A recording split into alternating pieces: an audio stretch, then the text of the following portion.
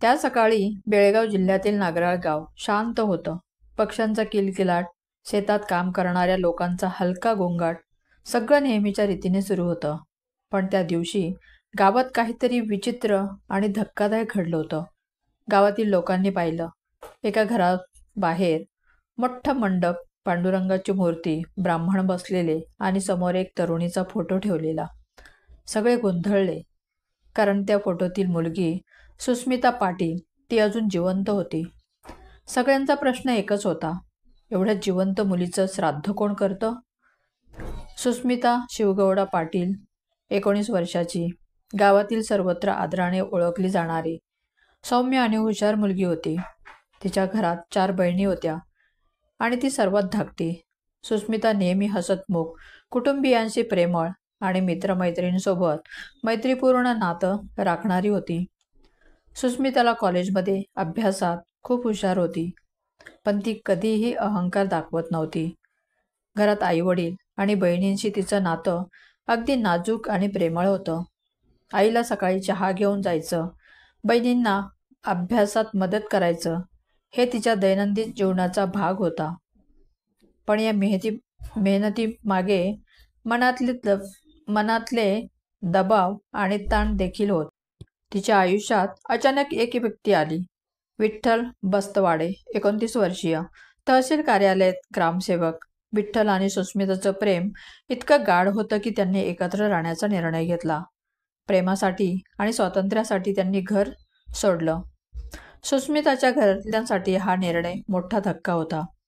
सुरुवातीला वडिलांनी तिचा शोध घेतला आणि रायबाग पोलीस ठाण्यात सुस्मिता बेपत्ता झाल्याची तक्रार नोंदवली.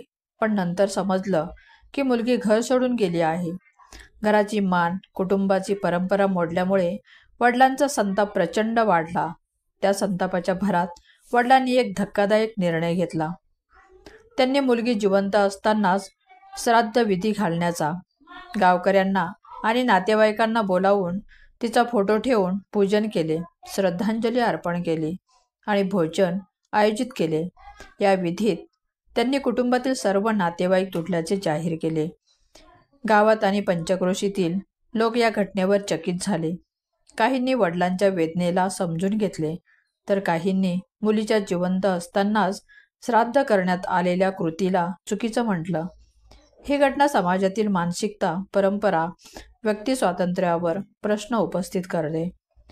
रायबाग पोलीस ठाण्याच्या अधिकार क्षेत्रात ही घटना घडली असून पोलिसांनी प्राथमिक तपास सुरू केला आहे.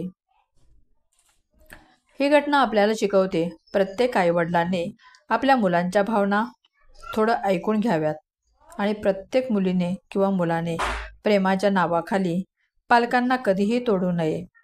श्राद्ध हे मृत्यूसाठी असतं, पण इथे एका नात्याचा मृत्यू झाला. एका वडिलांनी आपली जिवंत मुलगी मनातून मारली आणि एका मुलीने आपल्या आयुष्यातील सर्व नात्यांपासून दूर पळ काढला. सुस्मिताची ही घटना हृदयस्पर्शी आहे, कारण ती आपल्याला प्रेम, निर्णय आणि समाजाचे नियम आणि व्यक्ती स्वातंत्र्य यांच्यातील संबंधाचे वास्तव दाखवते. ही कथा प्रत्येकाच्या मनाला भेटते आणि प्रत्येकाला विचार करायला भाग पाडते. ही मानसिकता, प्रेम आणि परिवार यांच्यात संतुलन राखणं किती महत्त्वाचं आहे. सुस्मिताच्या या निर्णयामुळे तिच्या आयुष्यातील प्रत्येक नातं तुटलं. प्रेमासाठी पळून जाणारी मुलगी आणि जिवंत असतानाच तिच्यावर श्राद्ध घालणारे वडील, ही कहाणी हृदयाला स्पर्श करणारी आहे. या घटनेबद्दल तुम्हाला काय वाटतं? तुमच्या प्रतिक्रिया खाली कमेंटमध्ये द्यायला विसरू नका. व्हिडिओ आवडल्यास लाईक करा. चॅनलवर नवीन असाल सबस्क्राईब करायला विसरू नका. धन्यवाद.